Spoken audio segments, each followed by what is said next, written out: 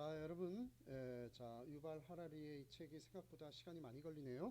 자, 여러분께 이제 신입생들이다 보니까 제가 강의 내용을 할 얘기가 많아져서 계속 보겠습니다. 우리가 19페이지를 한번 읽어보겠습니다.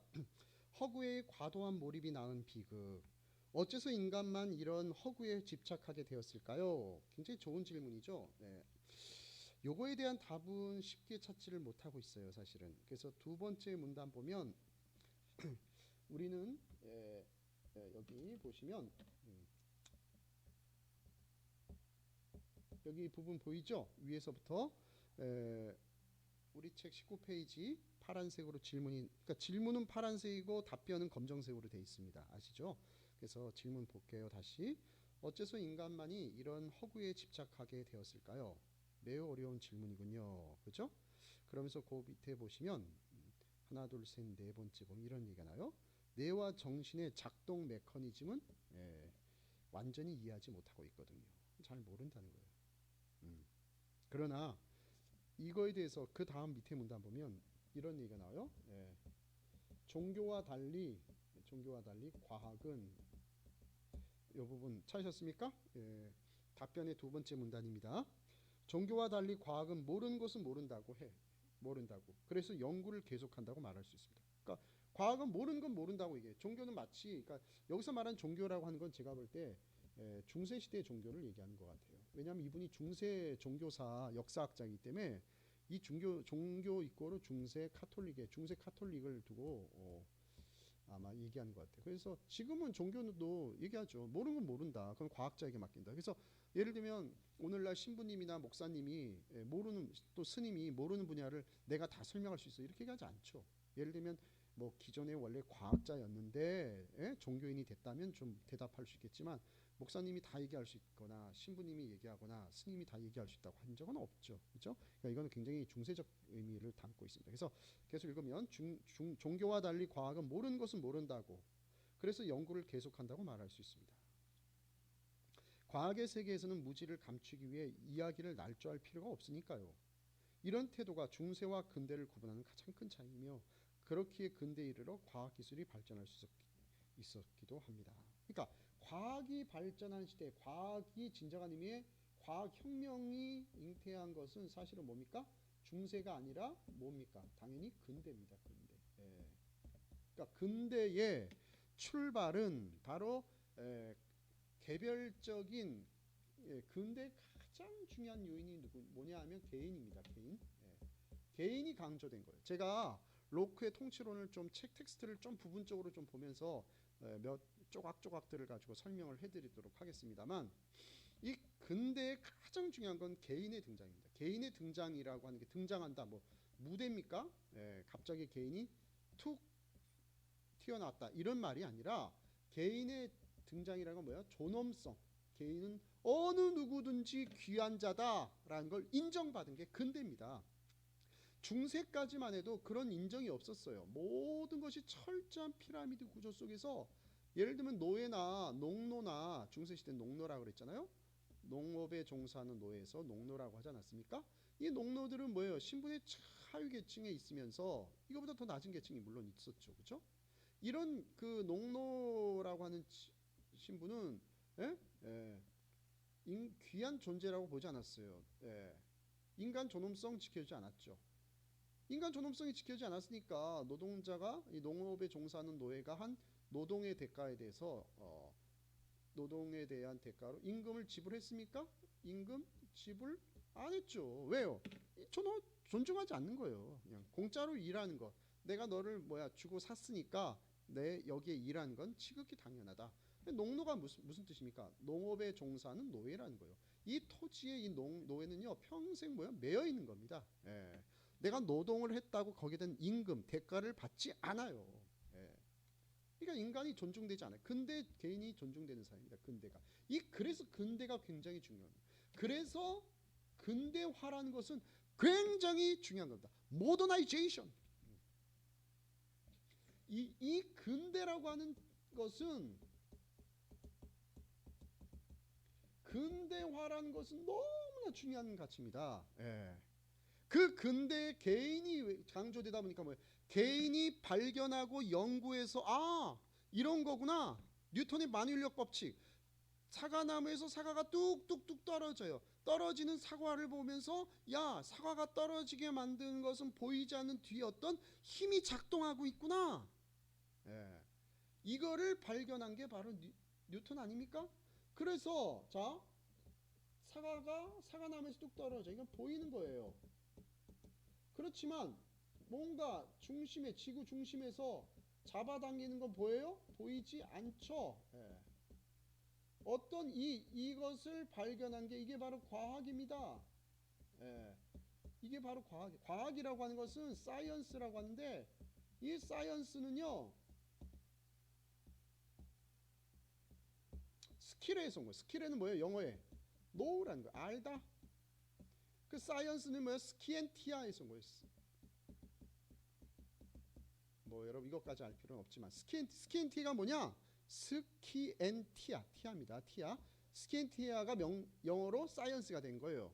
스키엔티아의 동사가 뭐다? 스킬에. 스킬에는 무슨 뜻이다? know 알다. 그럼 스키엔티아는 뭐예요? knowledge. 그거 뭐예요? 과학이란 지식이라는 거. 지식. 알미란 뜻이. 예? 예. 그걸 과학이라고 학문이라는 뜻도 있었죠 원래는. 영어 사전 찾으면 사이언스를 찾아보세요. 지금도 학문이라고 돼 있어요. 학문. 예, 배우려고 하고 묻는 거예요. 이걸 과학이라고 하는 거죠. 왜? 학문 중에서 특별히 어떤 학문이 과학이 발전해서 17세기 이후에 막대한 영향을 미치기 때문에 과학이라고 한 겁니다. 자, 이런 식으로 하면 많은 시간이 걸리니까 어쨌든 이게 근대입니다. 자, 그러니까 근대 와선 이제 과거와 같이 과학적인 사고가 이제 뭐요? 인정받지 못하는 게 아니라 끊임없이 연구를 통해 앞으로 알게 될 거다. 그게 뭐예요? 난 지금 모르겠다 이거예요. 예. 이런 허구를 예? 이 돈이라고 하는 화폐를 보고서 야 이걸로 돈 바꿔 먹을 수 있다라고 이 허구 아닙니까? 그럼에도 불구하고 이게 실제처럼 작동하는 것을 어떻게 인간이 이해하냐? 예. 어떻게 이해합니까? 뇌에서 어떤 작동이 이루어지기를 그럴까? 모르겠다는 겁니다. 근데 그다음 18페이지 20페이지 넘겨보세요. 자, 20페이지 넘겨보시면 이런 얘기 나와요. 세 번째 줄 보면 이렇습니다.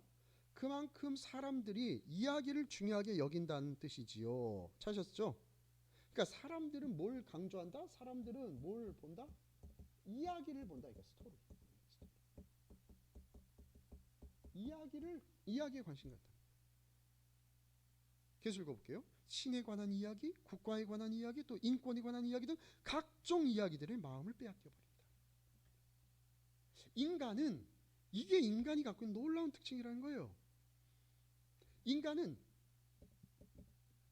실제만을 철학에서는 실제라고 그래요. 실제만을 탐구하는 실제만 관심 갖는 게 아니라 실제를 가능하게 하는 허구 또는 뭐예요? 상상 또는 더 정확하게 말하면 보이지 않는 것 이거에 대해서 인간은 끊임없이 관심을 갖는 겁니다. 근데 보이지 않는 어떤 것이 보이는 걸 설명해줘요. 예를 들어 봅시다. 여러분 피카소의 그림 작품이 있어요. 아비뇽의 처녀들. 여러분 그림을 보는 게 훨씬 나을까요? 그럼 혹시 죄송합니다. 제가 이건 준비하지 못했으니까. 여러분 봅시다. 자 그림에서 봅시다. 여러분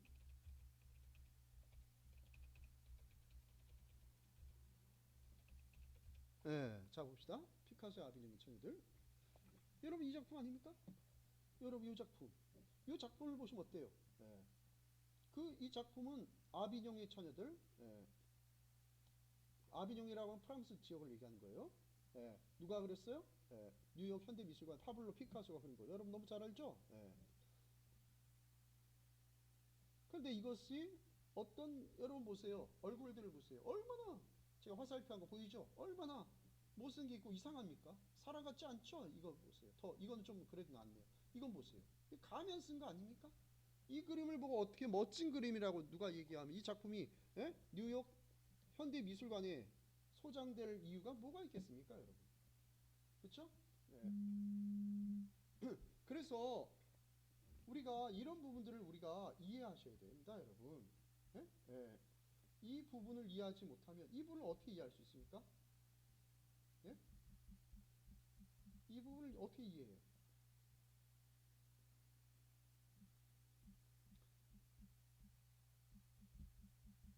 절대 이해 못해요.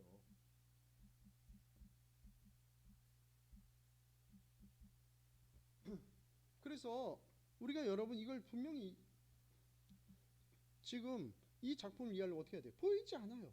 그렇지만 어떤 보이지 않는 설명책의 이야기를 가지고 있으면 여러분 이 그림을 아주 잘 그린 그림 이렇게 이해합니다. 야, 이 그림이 어떻다? 이렇게 얘기하는 겁니다. 예. 이것이 보세요. 설명을 볼까요? 여기 이렇게 나와 있어요. 아비뇽의 처녀들이 발표된 것은 1907년 이전 입체주의란 용어로 화단에 통용되지 않았다. 그것은 이듬해인 1908년 미술평론가 루이 보셸이 화가 조르주 브라크의 그림을 묘사할 때 처음 사용한 용어로 그려진 대상이 자연스럽지 못하고 마치 입방체처럼 보인다고 해서 유래된 거다. 예. 현대 미술의 본격적인 전개는 20세기 초 보는데 뭐예요? 자, 여기까지만 보면 뭐예요? 그 예전에는 뭐예요? 입체주의라는 용어는 화단에 통용되지 않았다는 거, 인정받지 못한 거, 이 그림 인정 못 받았다는 거예요. 예. 근데 조르주 브라크라고 하는 프랑스 화가 있습니다. 이 화가의 그림을 묘사할 때 처음 사용한 누가? 루이 보셸이 조르주 브라크의 작품을 보고 뭐야? 대상이 자연스럽지 못해서 예.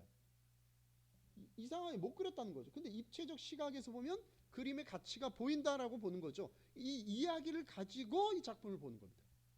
이 틀의 안경을 가지고 여러분 보실 때 이 그림이 보이는 겁니다. 이해되시겠죠? 이 틀에 여러분이 이 입체파라고 하는 배경 보이지 않는 허구적이지만 어떤 이런 이야기를 알고 있을 때, 배경 지식을 알고 있을 때 아비뇽의 처녀라고 하는 이 그림이 뭐예요? 잘 보이고 이해되는 거죠. 근데 인간이 이런 특징이 있다라는 거죠. 그래서 이것이 뭐예요? 예, 아주 놀라운 특징이다. 그 다음에 두 번째 문단 보겠습니다. 자, 요건 좀 설명을 더 요구하는데 좀 여러분 이해하실 수 있을지 모르겠는데, 자, 더군다나 뭐예요? 오늘날은 컴퓨터나 스마트폰 등 새로운 기술이 진보하면서 현실과 허구를 구별하기가 더욱 어려워졌습니다. 그렇죠? 그렇죠? 여러분, 현실과 허구를 구별하기가 너무 어려워졌어요. 그래서 현실과 허구를 혼합해지고 있어요. 이게 바로 뭐냐면 어그먼트 리얼리티.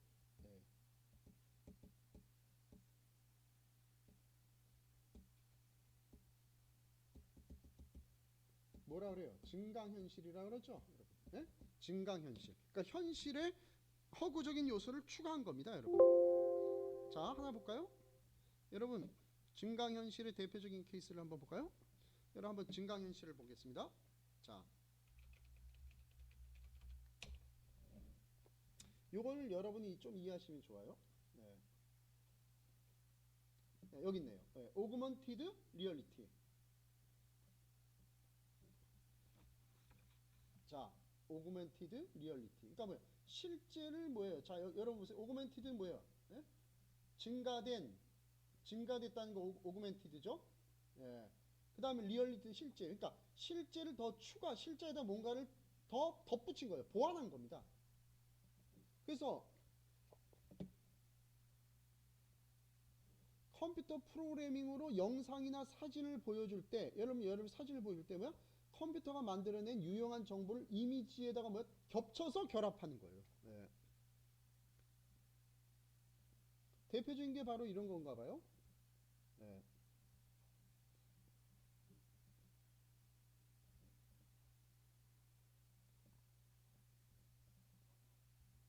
자, 보세요. 이게 현실의 세계예요. 자, 현실의 세계 집 보이죠? 이게 현실의 세계입니다. 이게 그냥 집, 여기 밤에 불이, 저 화살표 보이죠? 네. 불이 켜져 있는 그냥 집일 뿐이에요. 그 다음에 이건 뭐예요? 게임에 등장한 가상 현실이죠? 네. 가짜죠? 여러분, 아이들이 좋아하는. 증강현실은 뭐예요? 현실의 집에다가 가상적인 데이터를, 그쵸? 여기 나와 있죠? 뭐요? 정보를 이미지에 겹쳐서 결합하거나 늘리는 과정이다 이거예요. 예. 유용한 정보를 겹쳐서 늘리는 과정. 예. 그렇죠? 지금 정보를 늘리잖아요. 이건 어떻고 이건 어떻고 사이즈가 높이가 몇이고 정보를 늘려가고 그래서 현실을 증강하는 거죠. 이게 바로 증강현실 아닙니까? 예.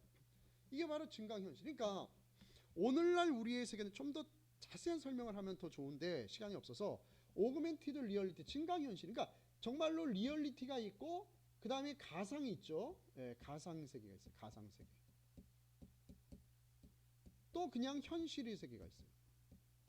이거 뭐야? 이거 완전히 쉽게 하면 촌스럽게 얘기하면 진짜고 이건 뭐야? 진짜 가짜예요. 증강현실은 뭐야? 가짜와 진짜가 현실은 진짜죠. 예. 증강된 건 뭐예요? 가짜죠. 예.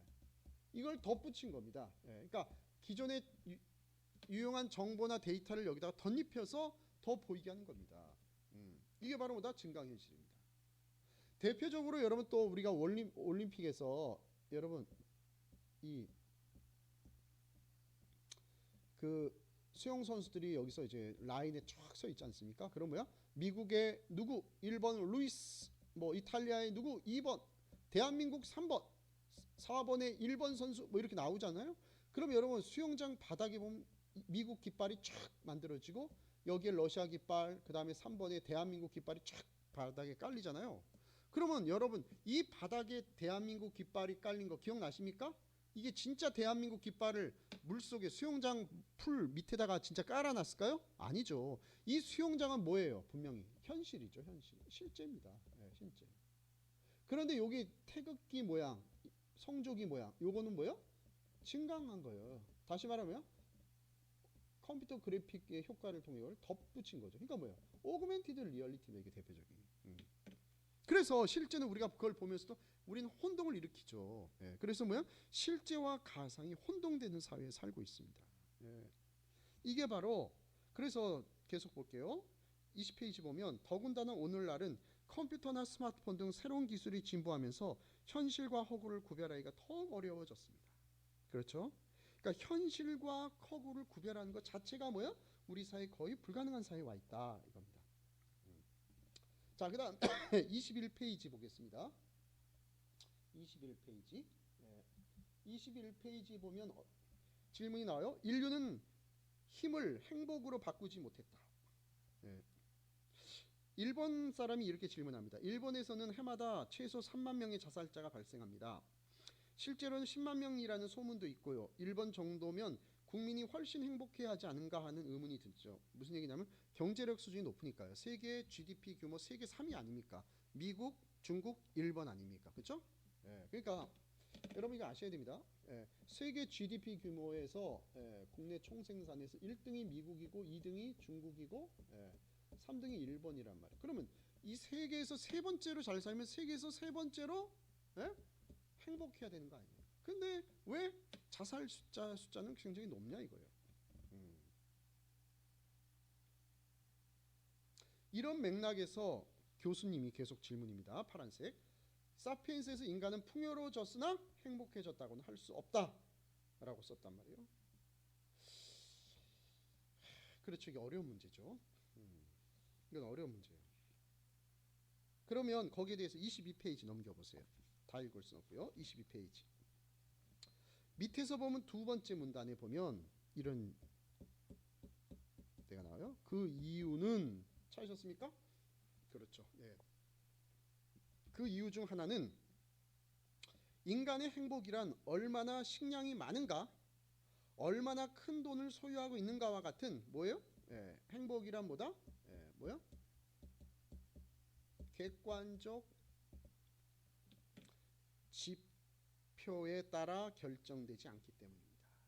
더 정확하게, 더 철학적으로 더 정확하게 얘기하는데 뭐요? 객관적 지표만으로 결정된 건 아닙니다. 객관적 지표 뭐예요? 얼마나 돈이 많은가는 뭐예요? 자, 필요한 조건일 수 있지만 그것만으로 충분 조건 아니다. 필요 조건 될지 몰라도 충분 조건 아니다. 오히려 필요 조건이 아닐 수도 있다. 왜?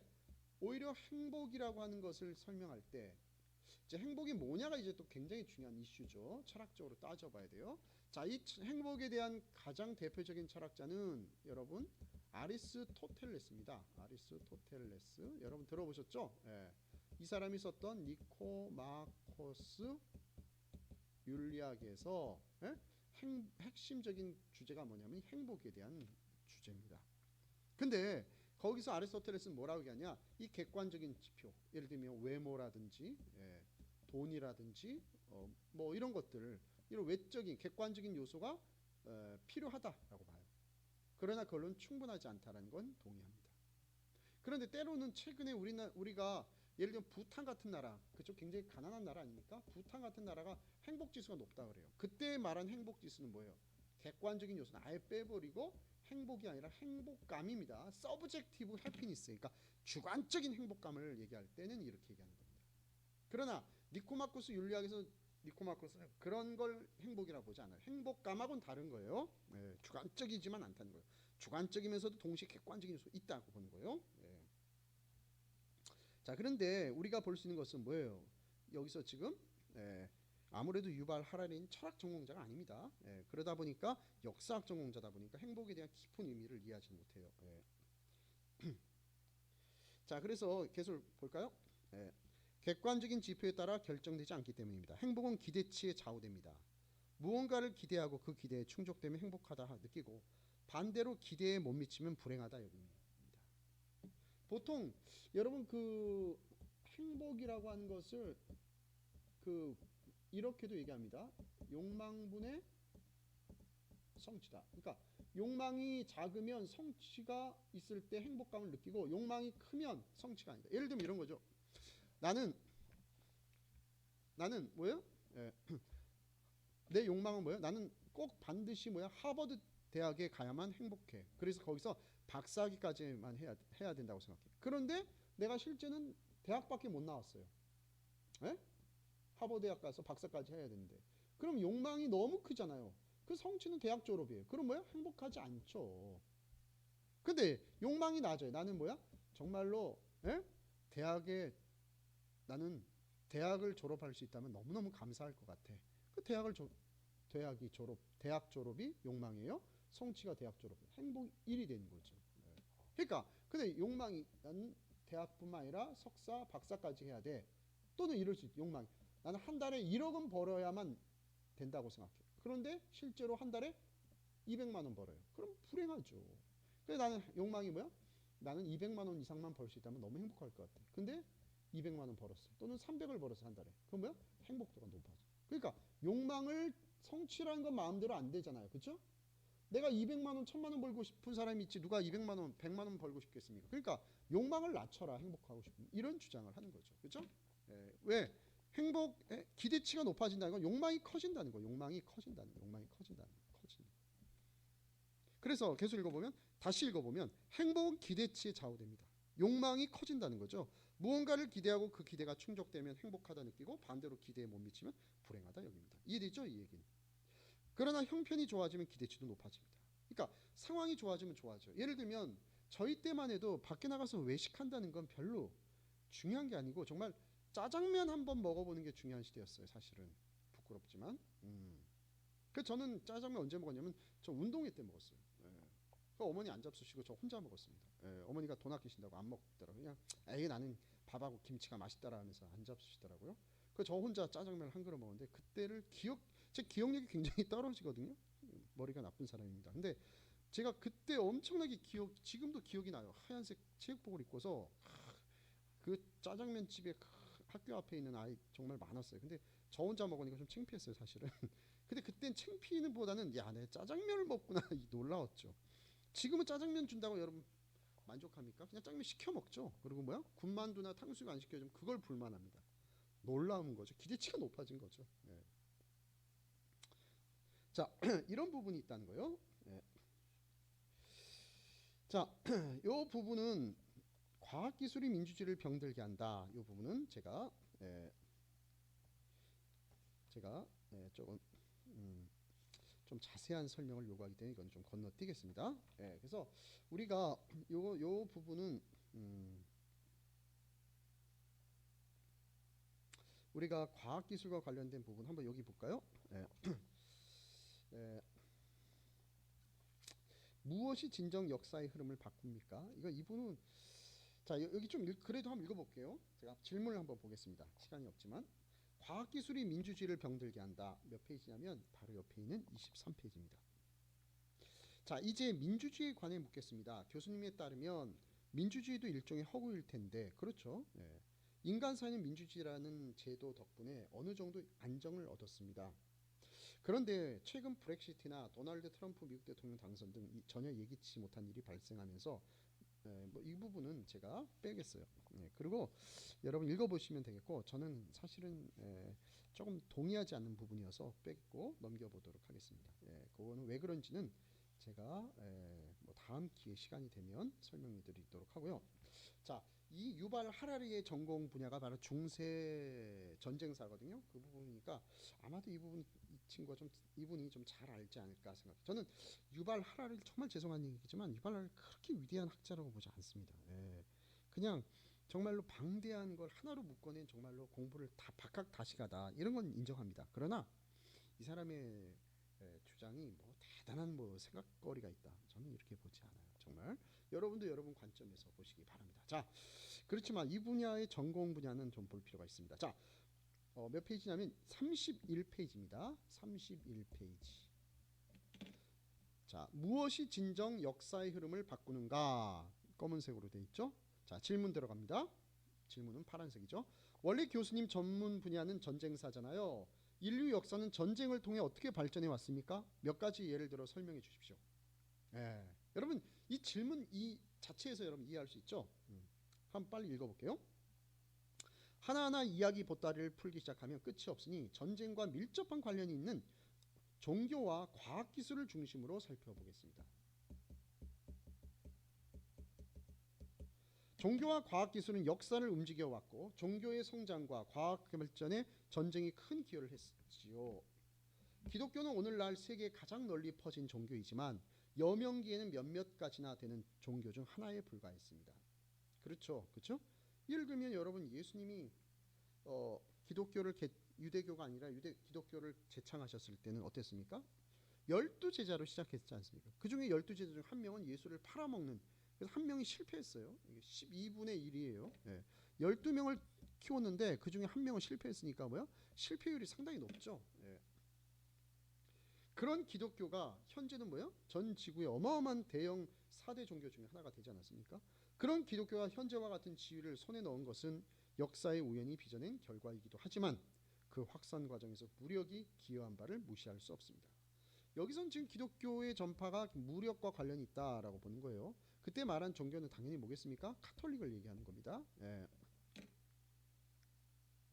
기독교는 4세기의 로마 제국의 국교가 되므로 제국의 정치적 지위와 군사 자원을 얻었고 평화적 포교와 무력을 번갈아 사용하며 신자를 늘려갔습니다. 다시 말하면 기독교가 처음에는 로마가 콘스탄티누스가 황제가 기독교를 인정했죠. 여러분 잘 알다시피 그죠? 그래서 여러분 뭐 콘스탄티누스 로마라는 건 이제 팍스 로마나에서 여러분 잘 알죠? 이걸 팍스라는 건 피스를 얘기해요. 피스. 이거 뭐야? 로마의 평화. 뭐요? 엄청난 유럽 전역이 로마의 권역에 들어갔던 거죠. 그러니까 대영 로마가 네 개로 나눠서 통치가 됐습니다. 그 중에 하나가 바로 뭐요? 콘스탄티누스가 여러분 뭐요? 넓은 영토를 뭐요? 책임지는 책임자가 되었죠. 자, 그런데 이 콘스탄티누스가 다른 통치자들과 뭐요? 전쟁을 해서 승리를 거뒀어요. 여러분 이건 역사는 여러분 잘 아실 테니까 생략하겠어요. 그래서 여러분 뭐요? 전쟁할 때 뭘 했다 그래요? 전쟁터에 나가는 군인들에게 뭐요? 십자가 모양을 방패와 다양한 병기에다가 그려내게 했어요. 십자가 모양을. 그랬더니 전쟁터에서 이겼다 그래요. 이건 뭐야? 사실은 이게 야사이긴 하지만 실제로 콘스탄티누스가 전쟁터에 나가는 군인들의 방패에다가 뭐 다양한 병기에다가 십자 모양을 그렸다는 건 분명히 역사적 사실이거든요. 그러니까 사실은 그 십자가 모양을 그렸더니 전쟁에서 이겼다는 환상의 꿈을 꾸고 실제로 그렇게 해서 사실 대영 제국을 이루었고 그러면서 이 콘스탄티누스가 로마가 사실은 예수님이 십자가에 못 박힌 건 사실 로마 때문에 죽은 거죠. 로마의 예법에 처형당한 거요. 그러니까 기독교를 박해하던 하나님이신 황제를 섬기는 나라에서 예? 본인이 하나님이라고 그러니까 이거 뭐야 위배되잖아요. 그러니까 사실은 기독교를 박해했던 로마가 뭐요? 이 로마가 기독교를 공인하는 국가의 종교로 삼는 그런 아주 웃지 못할 일이 발생합니다. 그러니까 평화적 방법이었어요. 그리고 다른 나라로 이전할 땐 뭐요? 기독교가 뭐요? 그 뭐야 앞에는 사실은 기독교가 나가고 뒤에는 뭐 칼이 간다 뭐 이런 식으로 해서 무력을 사용했던 건 분명히 있어요. 특히 어디가 그랬냐면 카톨릭에서 예수회가 좀 많이 그랬던 것 같습니다. 자 어쨌든 뭐 그건 디테일한 건 우리 역사 전공 교수님들한테 배우시면 좋을 것 같고요. 그래서 어쨌든 신자를 늘렸습니다. 계속 읽어볼게요. 제국주의 시대에는 더욱 심해졌지요. 스페인, 포르투갈, 영국, 프랑스 등 기독교 국가들은 무력을 행사해 아메리카 대륙을 식민지로 삼았습니다. 제국주의자들은 원주민을 억압하고 착취했으며 그들이 기독교를 강제로 수용하게 했죠. 이것은 사실은 여러분 여러 가지 해석이 있습니다. 정말로 기독교를 원주민을 박해했다는 설도 있고요. 그렇지 않다는 설도 있기 때문에 여기에 대해서는 여러분이 한번 더 고민해 보시고 그냥 당연하다 받아들이시면 안 됩니다. 역사학자들에 대한 해석이 다 달라요. 그 결과 오늘날 알래스카에서 칠레까지 아메리카 대륙은 거의 기독교로 물들었습니다. 이는 군사적 확장이 종교나 문화에 영향을 끼친 예입니다. 신도수 기준으로 세계 2위인 이슬람교도도 비슷합니다. 수많은 종교가 세력 확장에 실패하는 와중에 이런 특정 종교가 번성한 역사를 살펴보면 지도자나 교리뿐만 아니라 정치나 전쟁이 아주 큰 역할을 했음을 알 수 있습니다. 특히 국교로 지정되었는지 여부가 교세 확장의 결정적인 요소로 작용했지요. 자 그러면 이게 종교가 바로 이제 평화적인 부분도 있지만 무력적인 부분도 사용했다. 이건 진정한 종교 영역은 아니죠. 그리고 역사적인 좀 왜곡도 좀 있어요 사실은. 자 어쨌든 이건 여러분이 한번 연구해 볼 주제라고 생각하고요. 과학기술도 마찬가지입니다. 20세기에 발생한 두 차례의 세계대전 그리고 냉전이 현대 과학기술의 발전을 주도한 것은 명백한 사실입니다. 그렇죠? 여러분 제1차 세계대전과 제2차 세계대전이 있어요. 이게 여러분 1914년에서 18년에 있었고 1939년에서 45년 히틀러가 일으켰죠. 히틀러가 33년에 투표에 의해서 히틀러가 정권을 잡습니다. 6년에서 39년에 세계를 지배하겠다는 명으로 전쟁을 일으켰습니다. 6년을 준비한 이후에 그래서 결국은 뭐요? 이 1차 세계대전이 끝나고 또 2차 세계대전이 끝나고 나서 뭐요? 인류는 역사에 이게 한 번의 전쟁과 또 한 번의 또 전쟁을 한 번, 두 번, 2차 세계대전을 겪으면서 그 이후에 전쟁이 끝나고 나면 뭐요? 이 전쟁에서 이기기 위해서 뭐합니까? 자신들이 갖고 있는 과학기술을 뭐야? 무력이라고 하는 그렇죠. 군사 무기에 총동원한 겁니다. 자신들이 알고 있는 과학 지식을 총동원해서 무기화하는 겁니다. 그러니까 과학적 지식을 뭐요? 그 기술에 어떤 기술에서 군사 기술에 뭐요? 총동원한 겁니다. 그러다 보니까 뭐요? 당연히 여기에 의해서 뭐요? 이렇게 과학기술의 발전이 더욱 가속화되는 거죠. 이미 알고 있던 과학기술을 더욱 더 발전시켜 나가는 것은 명백한 사실이다. 이건 제가 거의 대부분의 학자들이 동의하는 바죠. 그러니까 이 세계대전이라는 건 우리 인류에게 정말 참혹한 전쟁이지만 또 한편 과학기술적 측면에서 보면 엄청난 과학기술의 발전을 이뤘던 시대입니다. 더 읽어볼게요. 제2차 세계대전 중에 일본과 독일, 미국, 영국, 러시아가 막대한 금액을 어디에서 쏟습니까? 군비 경쟁에 들어부었습니다. 평화기에는 과학기술 투자가 제한을 받지만 전쟁 중에는 온갖 투자가 판을 치고는 하죠. 20세기의 전쟁은 비행기나 무선기술, 핵무기 등 수많은 과학기술을 단시간에 비약적으로 발달시켰습니다. 그때 군사용으로 사용하던 기술이 나중에 민간 부분에 활용되기도 합니다. 그렇죠. 그러니까 이 과학기술이 군사기술이 결국 뭐요? 민간 기술로 이제 활용되는 것뿐이죠. 그러니까 과학기술은 결국 민간 기술로 활용되고 민간 기술이 발달하면 결국 과학기술로 발달되는 거죠. 그러니까 군사 기술이 발달하려면 그 나라에 뭐가 강해야 됩니까? 그렇죠. 경제력이 좋아야 돼요, 사실. 경제력이 좋아야 돈을 많이 부으면 훌륭한 과학기술이 발달하고 과학 군사 기술이 발달할 수밖에 없습니다. 그래서 여러분 세계 최고의 경제력은 뭡니까? 말씀드렸다시피 미국입니다. 그러니까 세계 최고의 군사력은 어디입니까? 당연히 미국입니다. 예. 그래서 전문가들의 의견에 따르면 이 미국과 GDP 규모가 2등이라고 한 중국, 3등이라고 한 일본, 1등, 2등, 3등이라고 하잖아요. 근데 중국은 GDP 규모가 사실은 조금 통계상에 조금 정확도가 좀 떨어진다고 얘기하죠. 그러니까 중국은 좀 신뢰한 학자가 있고 아닌 학자가 있어요. 정치학자 중에서도요. 그렇기 때문에 미국과 중국이라고 하지만 사실은 이런 얘기가 가장 정설입니다. 뭐냐면 전 세계에서 국방 그 군사력을 전쟁을 하면 1등이 미국인데 1등과 2등의 차이는 어마어마하다는 거예요. 그래서 예를 들면 여러분 봅시다. 자유주의 민자인 민국과 그다음 공산주의 중국과 러시아는 분명히 지금도 자본주의 요소 쓰지만 공산주의인 건 맞잖아요. 그럴 때 이 두 세력이 합쳐서 중국과 러시아가 합쳐서 전쟁을 해도 뭐요? 미국이 거뜬히 이긴다는 게 일반적인 설입니다. 특히 여러분 뭐 많이 들어보셨 특히 TV 같은 데서 F-35의 기술은 막강한 거거든요, 사실은. 그 막강한 기술을 지금 이 기술을 암암리에 동맹 국가에게 넘겨준 거예요. 그 기술이 일본이라든지 대만에 지금 엄청나게 넘겨주고 있다. 그러니까 그냥 넘겨주진 않죠, 사실은. 자, 어쨌든 그래서 그때 군사용으로 사용되던 기술이 계속 읽어보겠습니다. 자, 온갖 투자가 판을 치고는 하죠. 계속 읽어보겠습니다. 20세기 전쟁은 비행기나 무선기술, 핵무기 등 수많은 과학기술을 단시간에 비약적으로 발달시켰습니다. 그때 군사용으로 사용되던 기술이 나중에 민간 부분에 활용되기도 합니다. 우리가 현재 사용하고 있는 과학기술 대부분은 두 차례의 세계대전과 냉전의 부산물이라 해도 과언이 아니죠. 그렇죠? 밑줄 치세요. 과학기술의 대부분은 언제 얻어낸 거다? 그렇죠. 세계대전과 냉전의 부산물이다. 하지만 한 번의 전쟁으로 실제 역사의 흐름이 바뀌는 경우는 매우 드물다는 사실 또한 알아야 합니다. 그렇게 보이는 이유는 역사란 원래 당시 왕이나 권력자나 승자가 다시 지시하는 대로 기록되는 경우가 많은데다 그들은 자신을 미화시키기 위해 시인이나 예술가, 역사가를 돈으로 매수하기 때문입니다. 실제로는 특정 사건, 특정 인물보다는 수백만 사람들의 노력 또는 감자나 밀과 같은 새로운 식량의 발견과 보급이 세상을 바꾸는 경우가 더 많았습니다.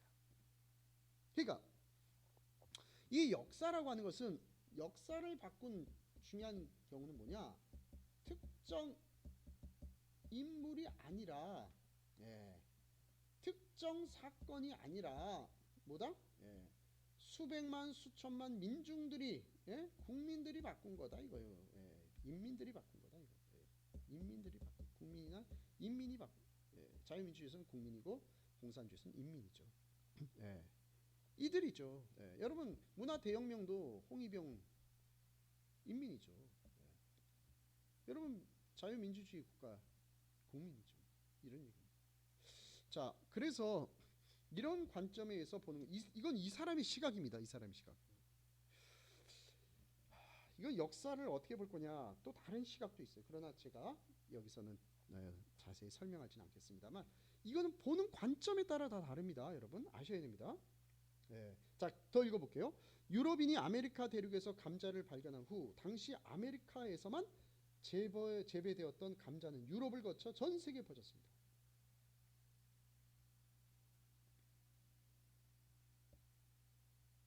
오늘날 감자는 유럽, 아시아, 아프리카의 대부분 지역 서민들의 주요 식량이 되었으며 감자가 없는 삶은 상상조차 하기 어려운 것이 현실입니다. 그렇죠? 감자는 아주 너무나 흔한 음식이 되었죠.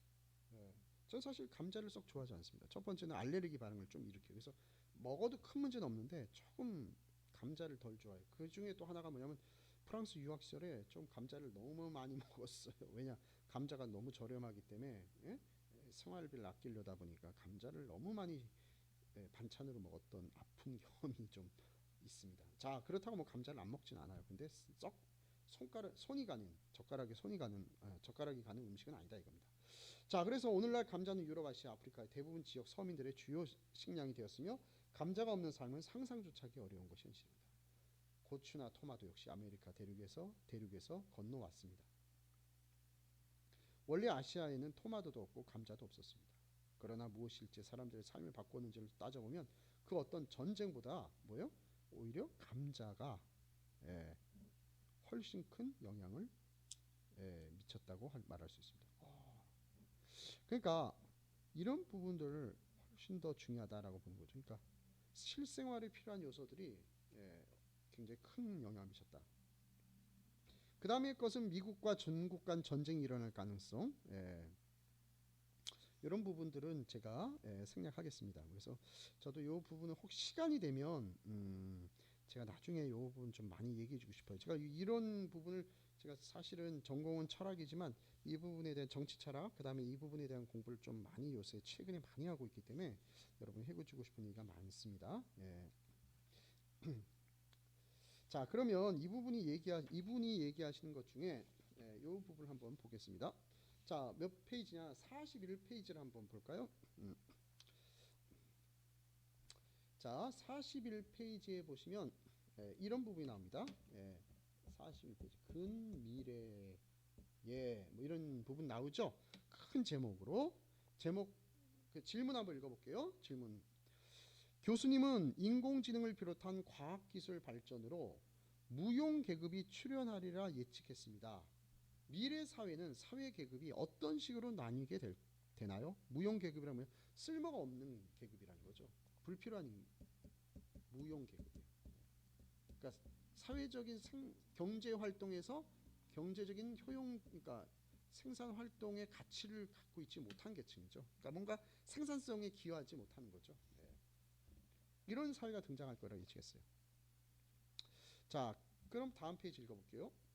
19세기 말 산업혁명이 일어나 도시를 중심으로 노동자 계급이 새롭게 등장했습니다. 산업혁명은 18세기죠. 그러나 19세기 와서 산업혁명이 더 본격화된 거죠. 자, 그런데 그러면서 19세기에 등장한 게 바로 이제 19세기에 등장한 게 무슨 계급이라고요? 그렇죠. 노동자 계급이에요. 그리고 20세기 정치나 사회는 이 노동자 계급을 중심으로 움직였죠. 한편 21세기는 뭐예요? 그러나 20세기는 이게 바로 뭐예요? 이게 등장했다 그러면 이제 20세기는 뭐다? 계급이 중심이 되었다. 그럼 21세기는 뭐다? 뭐라고 얘기합니까? 인공지능과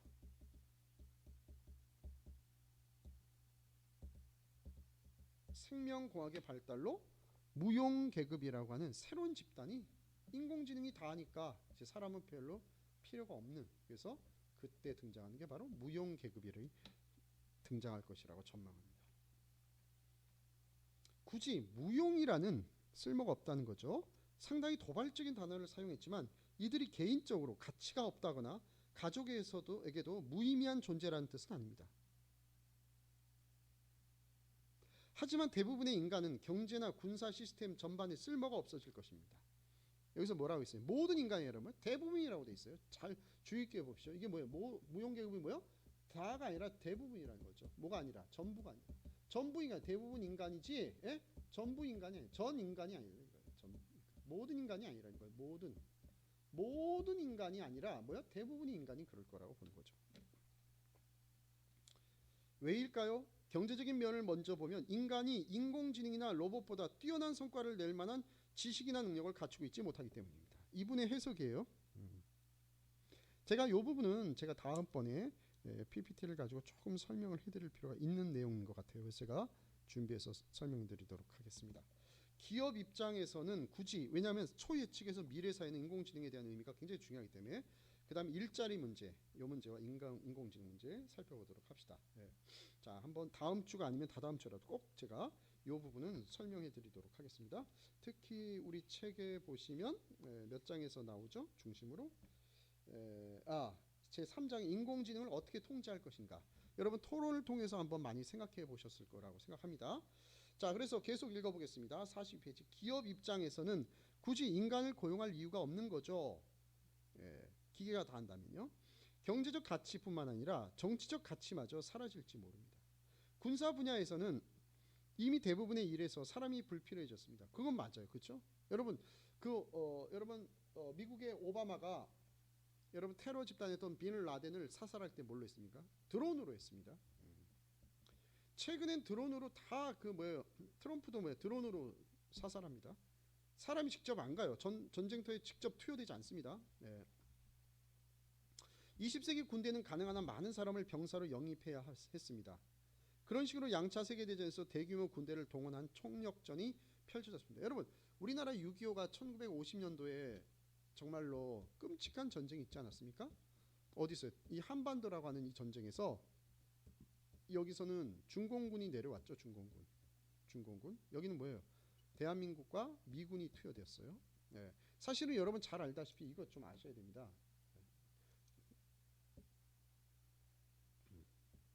여기 사실은 이게 소련이죠. 중국이죠. 예, 중공이었다. 옛날 중국 공산주의 중공이라고 했잖아요. 그래서 여기는 사실은 이게 북한이고 이게 남한이에요. 이게 우리가 6.25 전쟁을 경험했죠. 예. 그럴 때 여러분 지금 그 옐친 대통령이 소련이 붕괴되고 나서 모든 고문서들이 이제 우리 그 옛날에 전 대통령 김영삼 대통령을 통해서 비밀 문서가 다 공개됐어요. 그랬더니 이게 드러났죠. 뭐요? 소련이 전쟁에 원래 뜻이 없었는데 뭐냐면 이 중국이 이 접경 지역으로서 중국의 군사력이 너무 센 겁니다. 그리고 어떻게 하냐? 얘를 좀 힘을 빼야겠다 이거예요. 처음에 북한에서 여러분 잘 알다시피 김일성이 소련에 가서 뭐요? 전쟁을 하겠다고 얘기했어요. 왜냐하면 그 당시에 북한이 훨씬 군사력이 강했어요. 그리고 뭣도 강합니까? 경제력도 강했어요. 그래서 북한의 김일성이 우리 남한 대표에게 뭐라 했습니까? 자, 우리가 뭐야? 좀 식량 좀 남는다. 식량을 좀 줄까? 뭐 에너지를 좀 나눠줄까 했어요. 왜냐하면 여기는 공업단지였지 않습니까? 그 여기는 농업국가예요. 농업국가였고요. 그러니까 일제시대 때 이거 훨씬 더 발달한 곳이었습니다. 우리가 일제로부터 1945년에 해방됐을 때. 그래서 김일성이 뭐요? 이 남한에 대한 의혹이 강력했어요. 그래서 소련에 가서 스탈린을 만났습니다. 스탈린을 만나서 내가 뭐요? 남한을 전쟁에 하겠습니다 했습니다. 소련이 반대했어요. 왜? 자기들이 힘을 써야 되는 상황이 올까봐. 근데 가만히 있다가 이 사람이 스탈린이 생각이 바뀝니다. 뭐라고? 중국에다가 뭐요? 이때 마오쩌둥이죠. 모택동이라고도 저희는 모택동이라고 배웠고요. 중국어를 써서 마오쩌둥. 어쨌든 그래서 이 뭐요? 스탈린이 생각이 바뀝니다. 왜? 이 접경적이 동일한 공산주의인데 두 공산주의 세력끼리는 놀라운 특징이 있습니다. 여러분 아셔야 됩니다. 민주주의 세력끼리는 안 싸워요. 소련이 민주주의고 옆에 있는 중국이 만약에 민주주의였다면요 접경적이 안 싸웁니다. 뭘 보면 압니까? 여러분 북미어에 미국이 있고 캐나다가 있잖아요. 둘이 싸웁니까? 전쟁 위험 있어요 없어요?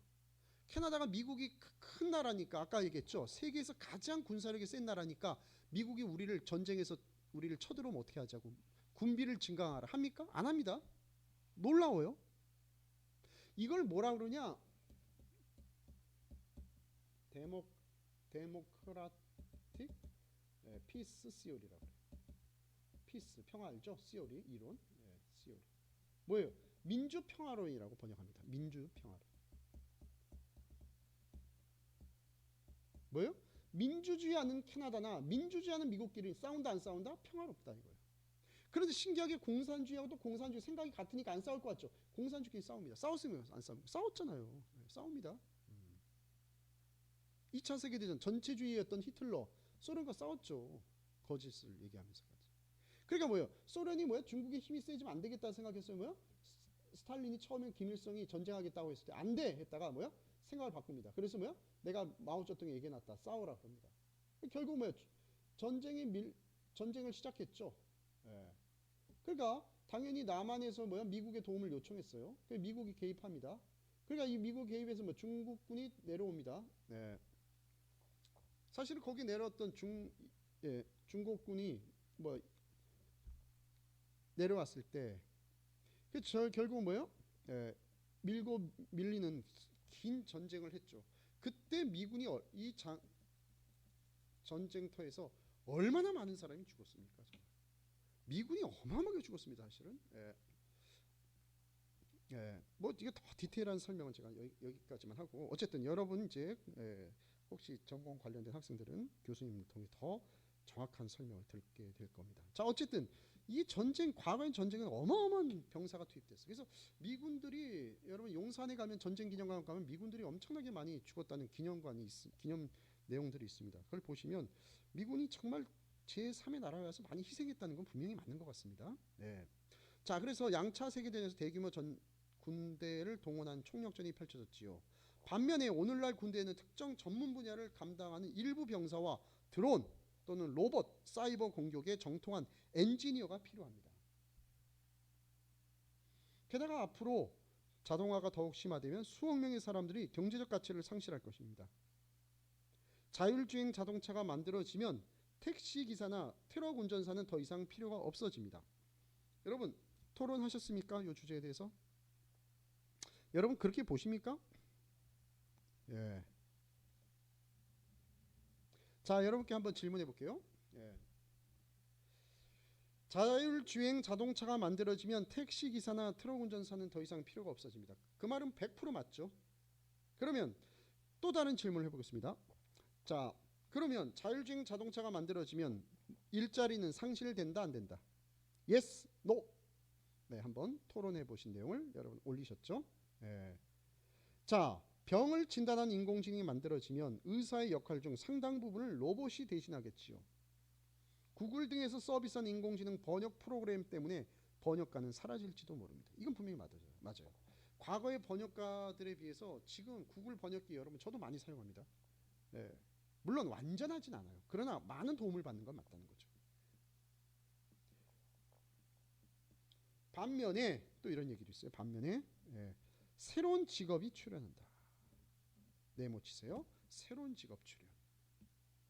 과거에는 농업이나 공업 분야에서 인간 노동이 기계로 대체되었을 때 서비스업에서 새로운 직종이 출현했다. 어디서? 서비스업에서. 이거 잘 기억하셔야 됩니다. 그러니까 인공지능 시대가 되니까 인간의 일자리는 다 없어지는 거냐? 유발 하라린 그런 것만은 아니다. 새로운 일자리가 나온다. 새로운.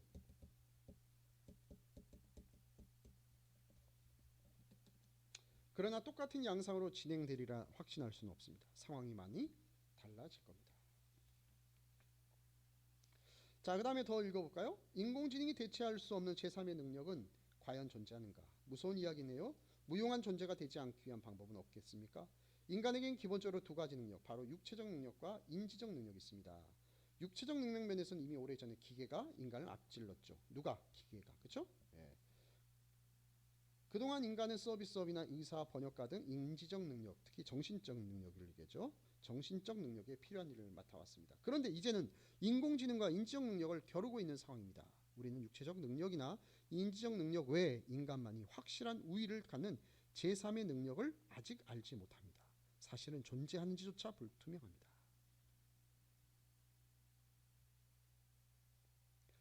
여러분, 인간이 육체적 능력 말고 인지적 능력 외에 인간만이 확실한 우위를 갖는 제3의 능력 있을까요, 없을까요?